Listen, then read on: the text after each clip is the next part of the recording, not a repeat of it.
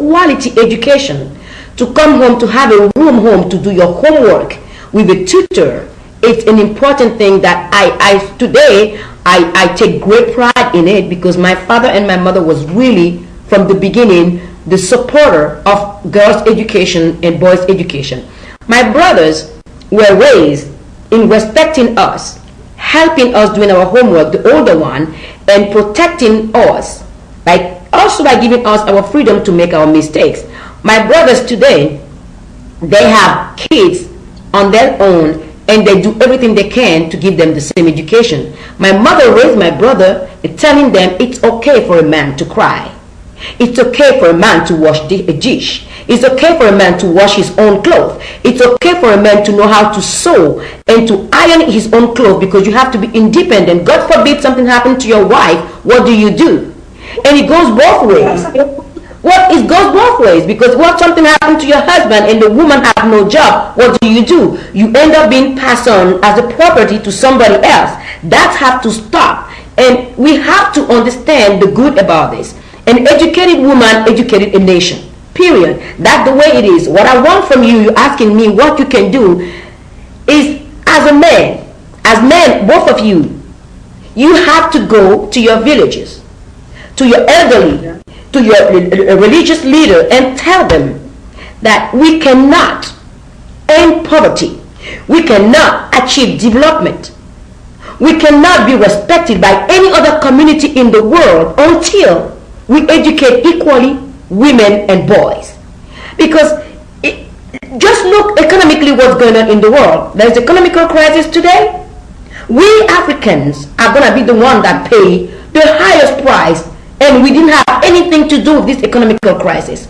Look at how the Chinese people are doing business in Africa. They bring their own crew and they do it. They don't trust our skill to do that, because we haven't been proven to the world that we have the skill to do anything but to be helped all the time. AIDS in Africa throughout the year have bring a generation of people that only rely on AIDS and do nothing. We have to get back our pride. We have to get back to work and take into our hand the challenges that our society faces. As an African person outside, I tell the world every time I'm on stage that my continent is not only about poverty, it's not only about war, it's not only problems. There are people that are achieving greatness in Africa, but we don't see their faces. We don't know about them. We don't hear about them. But I'm here to be the voice of the positive Africa and the successful youth of Africa. That's what I am about. That's why I'm asking you to help me make that message a reality. You are educated, go on, go out there and do it relentlessly and change the mind of your grandparents, of your community, and we will change every country one step at a time. Thank you. Okay.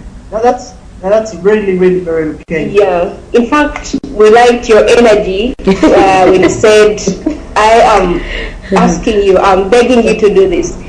Well, we also have, because we happen to have come from the same organization, as they should have told you. It's called Youth Plus Policy Network, and we have programs and projects that we are trying to arrange here and there, but particularly they are the concept is for young people in schools, in universities, the ones that have really gotten to that level, to work as ambassadors for young women, for them to go back to their communities, okay, and preach and really come out as role models. Okay. You know, as role models to show their communities that the issue of education is very, very important. Okay.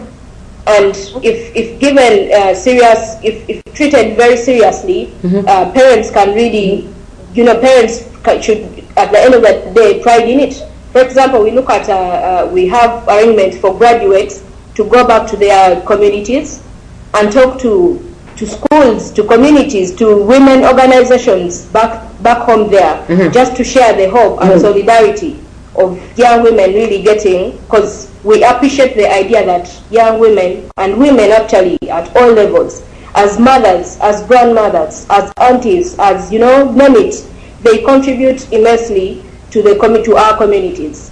I always say 80%. I always say that women, African women, are the backbone of Africa. Without the African women, our continent will be in shambles. We know that. So I will take your request, because you have talked about quality education too.